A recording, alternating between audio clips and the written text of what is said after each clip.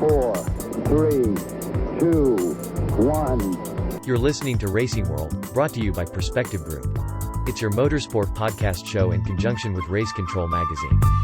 Well, welcome to another edition of Racing World. Not a lot in the show this week, but it's about F1 and, of course, V8 Supercars across at Sydney Motorsport Park for the final time of their 4 events there. But we're going to chat F1 with Bob very shortly. This championship is definitely going down to the wire right now. There's a few other little bits and pieces happening, so let's get right into it now with Bob.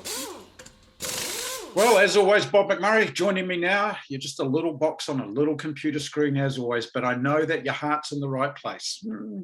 Yeah, well, the heart's still there and the little box is still there. And it's soon to break out, perhaps. It looks like we're going to go to Hampton Downs towards the middle to end of December. Was it 17th? Okay. For a media day for 86s and then a weekend of testing there. So from my point of view, and, well, others up here point of view, it's a good thing. I hope. It's good. It depends what Chairman Cindy comes out with in the next couple of weeks. We'll see. Well, before we get into the big things, which was obviously our last event at Sydney Motorsport Park for the year, and Formula One, Kiwis in the news this week. There's a couple of Kiwis in the news, which is great to see that they're still making the headlines. Yeah, it is. I mean, I want to mention Brendon Letch. I mean, as many people will know, Brendon has embarked on a sort of a sports car course overseas. Yeah. He's driving a Lamborghini Huracan, and this weekend just gone, he was at Sebring for the first Hancock 24-hour Sebring race of 2021. I didn't see it, so I don't know if it was in televised actually, but reading about it this morning, he was actually doing quite well. They were, in the end, they were classified 18th as a DNF, but that was unfortunate because they were doing very well. They were up to 4th position. Brendon was racing in the dark for the first time, which he said was a pretty amazing experience. He fell back to, what's that? That's the dog. Well, the show would like to introduce the dog to the show. They always said, I just had this thought before, never have pets on the show, and the dog's just made itself known. No, well, you never work with children and animals. Anyway, he started the race, climbed to 2nd, and then was driving in the dark, came back to 4th, I understand. By the 7th hour, they had a fuel pump problem, and then his co-driver went out and whacked the wall and at about the 14th hour. So they had to get the car fixed, and Brendon, finished off the driving. Nonetheless, I think it was an excellent showing from him.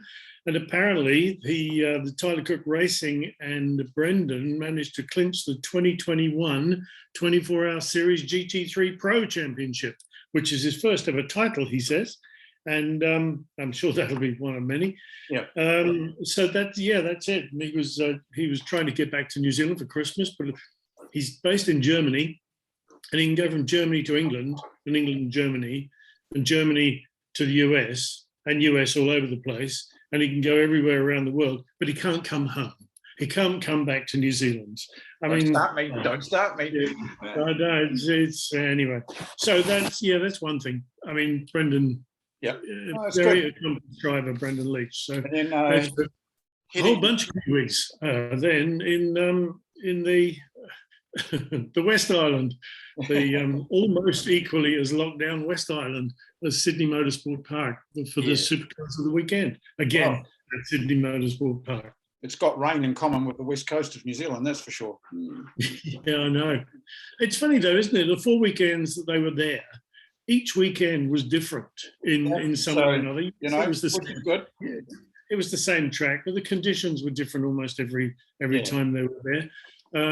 Consistently, the same drivers were at the top of the tree, and consistently, it was Shane Van Gisbergen there as well when the points came to back up. Yeah, I mean, Anton De Pasquale, superb driving from his point of view. And there was, and mustn't forget Andre Heimgartner who put his car on. That's impressed. That's the second time he's done it this season as well. Yeah. So, all in all, I mean, what a magnificent season for Shane Van Gisbergen. And I read earlier on as well that it might not have happened because earlier in the season, he had the collarbone issue going on. he didn't know he'd done the ribs until after the first race or so. So then he went to be checked out. If they'd known about the ribs beforehand, probably wouldn't have driven. It probably would have been too difficult. He said that in a news story that I saw on television news here as well, the fact that that would have made the difference as to whether he would have done the full season or not. So in many ways, very lucky guy. So effectively the championship becomes his after Bathurst, because the series is still alive at the moment, but he can't be beaten now. And all attention's turned to Bathurst. Obviously, he wants another victory at the mountain, but there's a fair few people that would like that top step of that podium as well. And it's now only 2 weeks away until we find out. Yeah, there's a good few people in the way. There's a lot of driver combinations changed, as I'm sure people know about. But one of the constants is Shane and Garth Tander.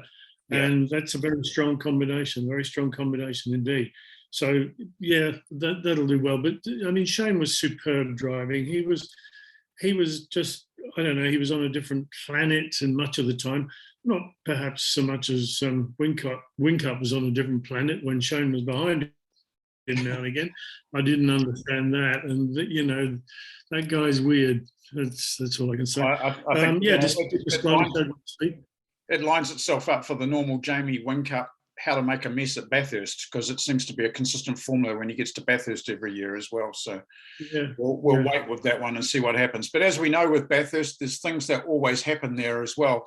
It's one of those events. It's a long race. There's always someone that puts it into the wall in those first couple of days and is on the back foot then for the whole weekend. And as you just mentioned, Garth Tander, and long gone are the days where a co-driver is just a guy that drops in the car and drives around for a few hours. That co-driver's got to be the equivalent of the number one driver, really. Oh, yeah. Well, it's consistent speed. They'll never be as good, per se, as the number one driver, simply because they're not the number one driver. But nonetheless, strong driver combinations. What's going for Shane and Tander, I guess, is the fact they're similar heights. They know each other well. They've won it before. There's all sorts of good things there. And good quality car. The car's clearly quick. Whether it's as quick as a Di Pasquale car or not, and we'll find out. The Bathurst is a different thing completely. It's a lot longer than crashing around Sydney Motorsport Park for a few laps. Whilst we don't have the wildcard entry from New Zealand with Greg Murphy and Richie Stanaway, and I'll be very interested to see what Russell Ingall does in his one. It's they've put in some mileage and testing, as you would have seen in the show a few weeks ago, and I'll leave the link here for those that hadn't seen it.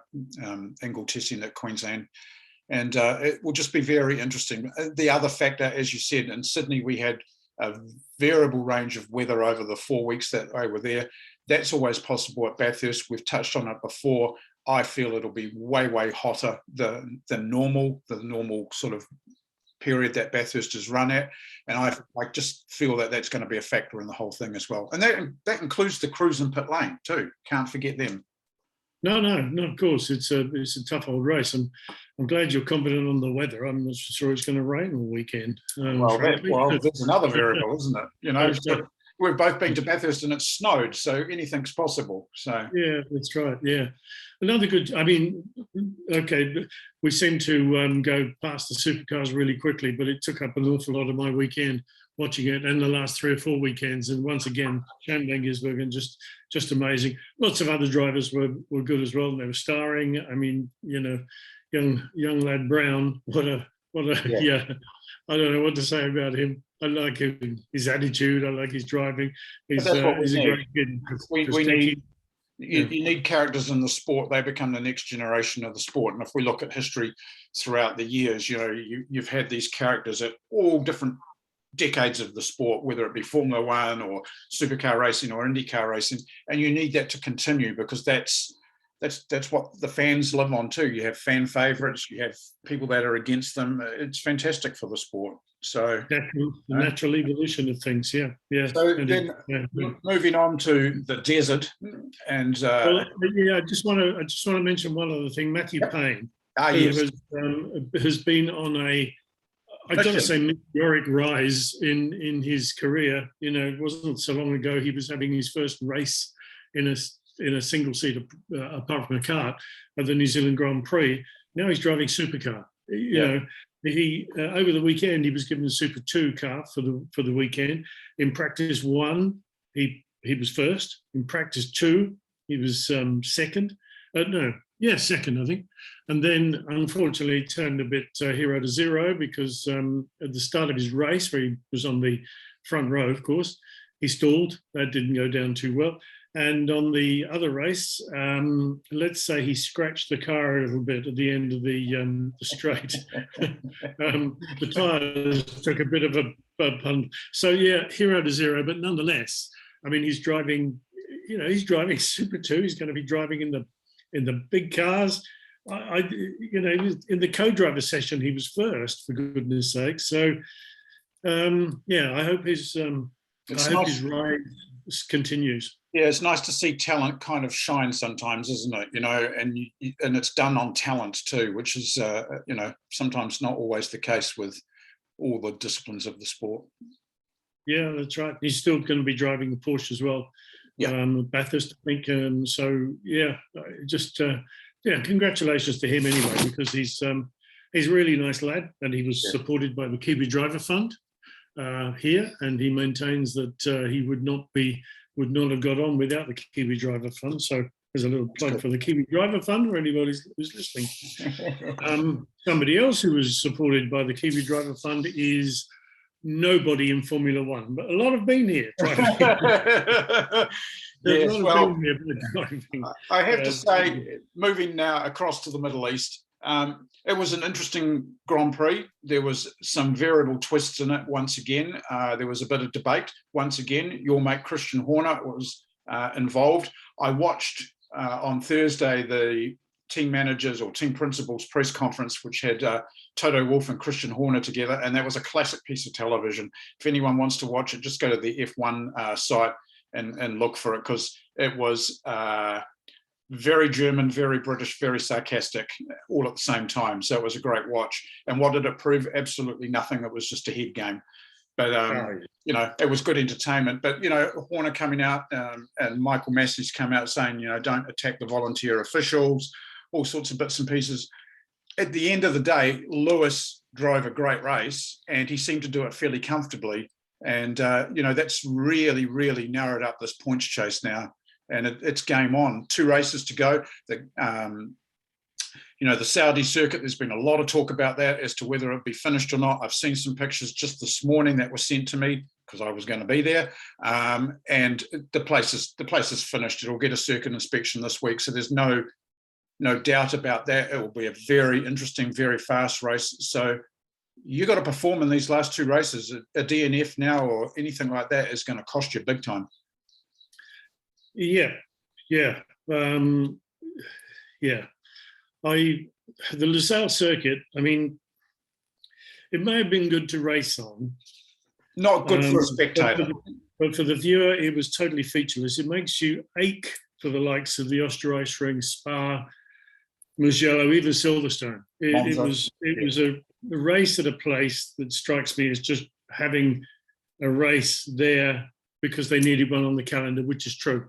They've got a long contract, but thankfully not at that place anymore. MotoGP seems to get on with it all right, because they're not racing there next year, and then it'll be a road race for the long contract after that, somewhere around the coast or something. I'm not quite sure where. So that's good. There's 2 overtaking places in the whole thing.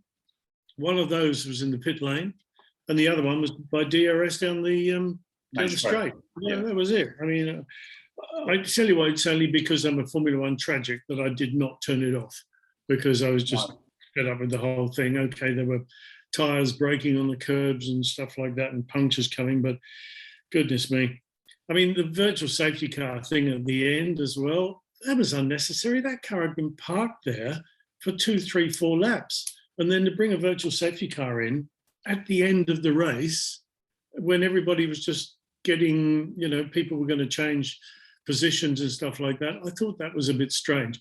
Okay, Alonso didn't mind it too much because it protected him a lot from Perez, and that probably, I don't know, Alonso, who I gave 10 out of 10 for that race, I think he was wonderful, as I did Lewis Hamilton, was great. But I don't know. It's you mentioned Horner as well as one of my notes here. Horner, I'm sick of his attitude, and I've said enough about it, about that subject. An annoying little whinging man. That's all I've got. I'm not wasting any more bloody words on him. No, well, we'll wait and see what happens. In two Grand Prix time, we're either going to hear a lot of praise or a lot of negativity, I suspect. So it'll be very interesting to see how that plays itself out. But as I said before, it is amazing when anything is mentioned by the Max. Oh, you know how Max drives. Anyone else? Oh, it's terrible. Incidentally, the Saudi Arabian circuit that's being managed, the boss of the whole circuit, Martin Whitaker. Now, Martin is a good friend of mine from McLaren's. He used to be there. He also used to be in charge of Supercars for a brief period. He was the CEO of Supercars for a brief period. For a while as well. And Martin Whitaker, you can kind of bet that he's going to get the job done. So I would imagine it's going to be finished. Oh yeah, the pictures that I saw this morning, it looks phenomenal, and as we know, it's going to have a brilliant show, which hopefully will make the televised coverage as well. Incredibly fast, long track. It's got a lot going for it. So we'll see. But the interesting twist out of the weekend is just what it's done to the championship. So I've got to put the old glasses on here to read this. But effectively, Max is on 351.5 points, and Lewis is on 343.5 points. Just 8 points. 8 points different between the two. In the next two races, the maximum points you can get is 52. That's if you win both in two fastest laps. Lewis has to win two races, effectively. I mean, there's all sorts of permutations. Well, if you look at the scenario too, so far this year, Max has had 9 wins to Lewis's 7, which is quite an unusual twist that we haven't had. Valtteri's kind of semi-safe in third on 203 points. Then Sergio's there on 190. But this is where it gets interesting again, and this is this battle between McLaren and Ferrari. Lando's fifth on 153 points. Charles Leclerc is 152 points. Carlos Sainz is 145.5. And Danny Rick is 105. So he's kind of out of that battle for the fifth, sixth, seventh. But the constructors-wise, it's still game on and all of that. So these two races count both for drivers' points and constructors' points, probably more than they have in recent years, which is it's fantastic. That's what we need. Yeah, don't forget at the weekend. Incidentally, it was McLaren's 900th race at the weekend, which is pretty impressive from the first days with Bruce. The constructors thing really, it depends on Danny Ricciardo getting some points now and again. I think pretty much that battle is over because Ferrari 297.5, McLaren 258 points. You've got to expect that is not going to come back from McLaren the way they're driving at the moment, the way Ferrari are driving, which is unfortunate really, but there you go. Mercedes do have a 4-point lead on Red Bull in that as well. So no, those championships aren't necessarily over, but I think McLaren are going to be fifth in the championship, fourth in the championship, not third, basically, because Ferrari is driving well. They've got the reliability going. McLaren have scored 4 points. 4 points in 3 races. 4 points in 3 races. And then in Russia, they were 17.5 points ahead of Ferrari. And now 3 races later, they're massively behind. It's 4 points from 3 races for a team like that. It's just not acceptable. No, okay, Lando has been dudded a couple of times by various things. He's always driven well, but the puncture of the weekend, that dropped him from 4th or 5th, maybe, whatever it was, down to 9th. But, Ricciardo wasn't even there simply because, they say, of a fuel problem. There was a sensor telling him that he didn't have enough fuel, so they were saving fuel. And then suddenly it was all cured. So, you must know how much fuel goes in the car. Yeah, these are basic things, aren't they? Yeah. So I would imagine that you would have gone past that sensor and said, no, we know that 100 kilos or 90 kilos or whatever it is went in the car. So just keep going. We must assume it's a sensor. I don't know. I don't understand the reasoning for that. But I thought Hamilton was superb. Alonso was superb. And the rest of them were pretty average. Yeah. I thought Fernando was good. It was great listening to him on the team radio and stuff. And it was Fernando of old. There was a sense of urgency, a sense of typical Fernando passion, if you like, and it was great. And again, Alpine, they've kind of done well, but they haven't done well enough to enter into that fight with McLaren and Ferrari. But they've certainly done better, I feel, than when they were Renault last year. Yeah, and to be honest, I don't think you can expect them to do better than McLaren with the way that the lift of McLaren was going with those engines and all sorts of things. I mean, the McLaren 258 points, Alpine 137, Scuderia, which is their real fight, on 112. So, yeah, it's there are battles, but they're kind of settled now. I think we've got to just assume that the last two races are going to be fun. Apparently, they're getting the big engine back out for. I use the word "big" advisedly. I don't mean that. Yeah, the Bristol engine. Yeah, the high-performing engine, whatever it is, out for Lewis again, and we're going to have more whinging from Horner.